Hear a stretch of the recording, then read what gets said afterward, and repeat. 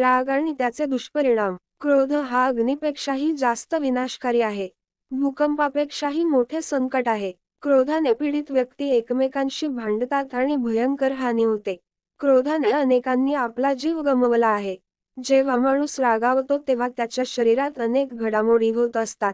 त्याच्या शरीरातील काही ग्रंथी तेजत होतात आणि रक्तप्रवाहात आणि इतर काही तणावविरोधी संप्रेरकांचा स्त्राव निर्माण करत असतात. त्यामुळे अनेक शारीरिक प्रतिक्रिया दृष्टोत्पत्तीस येतात.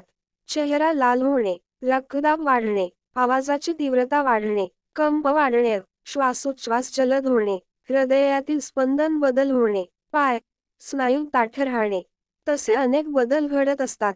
संपूर्ण शरीर तेजत अवस्थेत असते. वारंवार क्रोध येणाऱ्या व्यक्तीत हे बदल सतत होत असतात. त्याची वारंवारता वाढून, तीव्रता वाढून, कायम स्वरूपाचे बदल घडून आरोग्यविषयक प्रश्न निर्माण होतात. शरीरात सतत निर्माण होणारी संप्रेरके इतरही शारीरिक व्याधीस कारणीभूत होतात. यात हृदयरोग, रक्तदाब, अल्सर यांचा अंतर्भाव होत असतो. म्हणून आरोग्याकरिता क्रोधावर नियंत्रण आणणे महत्त्वपूर्ण ठरते.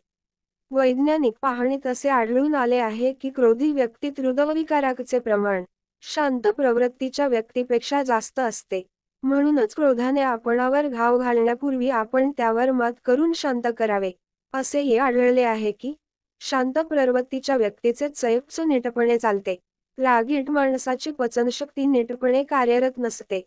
म्हणूनच जेवणापूर्वी किंवा काही खाण्यापूर्वी आपल्या वृत्ती शांत, समाधानी, आनंदी ठेवा. तणावमुक्त ठेवा. तणावपूर्ण अवस्थेत जेवण घातक ठरते. पोटातील अल्सरचे मूळ बऱ्याचदा क्रोधी मनोवृत्तीत आढळते आणि शस्त्रक्रिया करून जरी ते नियंत्रण केले तरी क्रोधावर नियंत्रण आणले नाही तर ते वारंवार उद्भवतात. क्रोधाचा सर्व शरीरावर परिणाम होत असतो. ते एक विष आहे. वरील माहिती आवडली असेल तर मनोरंजन चॅनलला लाईक, सबस्क्राईब आणि शेअर करायला विसरू नका. त्याचप्रमाणे बेल आयकॉनवर क्लिक करा जेणेकरून पुढील माहिती आपल्याला लवकर मिळेल. धन्यवाद.